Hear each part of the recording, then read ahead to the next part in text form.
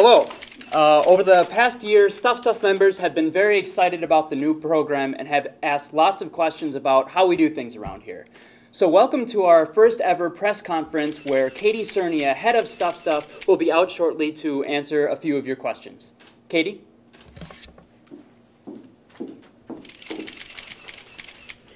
Wow, what a great turnout. I'm very excited to be here to answer all of your guys' questions. So with that, let's just dive right in.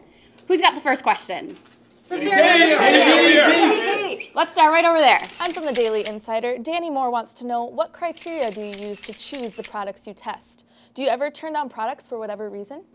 That is a great question, Danny. We actually have avid enthusiasts out in each one of our interest areas going and trying to find the best of the best products for you guys to be able to test.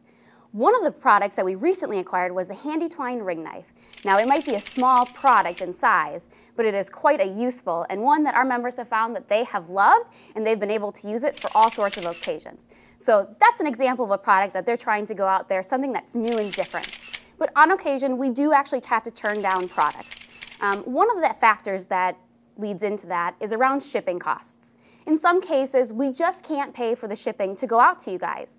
So we're actually working on ways to be able to solve that problem where members will actually be able to pay the shipping for it. So keep your eye out for that in the near future. Who's next? Katie! Over there. Katie, yes, thank you. Paul Duffy, Tiger Beat. Michelle Kulis is interested in knowing, how do you decide what level a product is in? Because I'll tell you something right now, she's seen higher priced items in lower levels. Ah, so you guys are paying attention. That's great. So there are a couple factors that go into play. The first is you'll see that higher priced items are usually in the higher levels. But we, on occasion, will throw in a higher priced item in a lower level because we want you guys to have special opportunities. And the other reason is sometimes manufacturers want that, and they'll want to ship out sooner, and they'll want to get more applicants in. So that is one way we do that. So keep your eye out for those special opportunities. Who's got the next question? Right down here. I'm from What's Up Weekly, and Ken Rowe is a member who has multiple club membership, and he believes that one club membership shouldn't impact another. Will you ever separate different clubs? That's a great question, Ken. It's something that we've put a lot of thought into. However, a lot of our members really enjoy being able to test products in all of the different interest areas.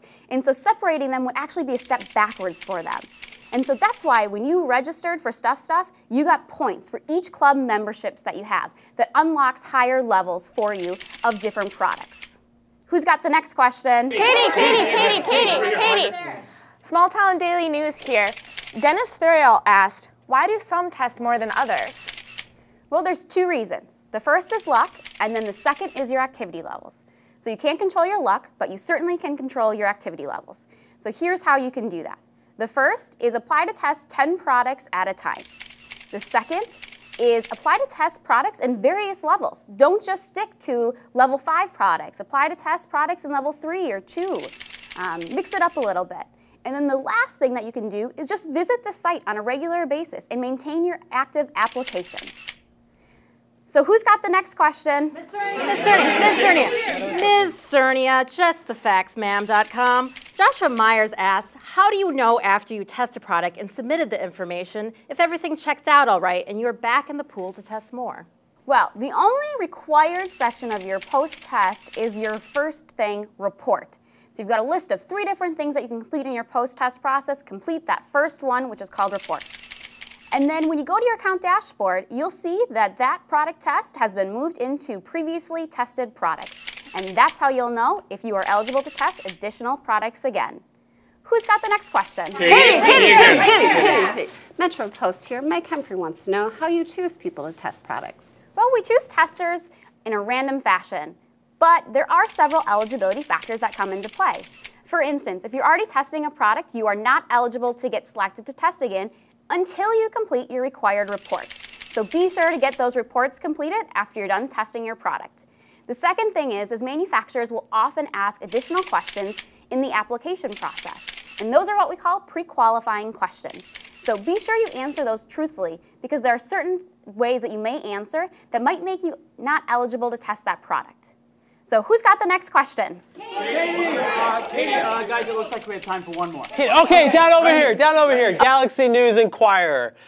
Gerald Cunan wants to know what kind of response you're getting from the manufacturers. That's easy. They love it. Okay, thanks guys for coming. Thanks for your questions.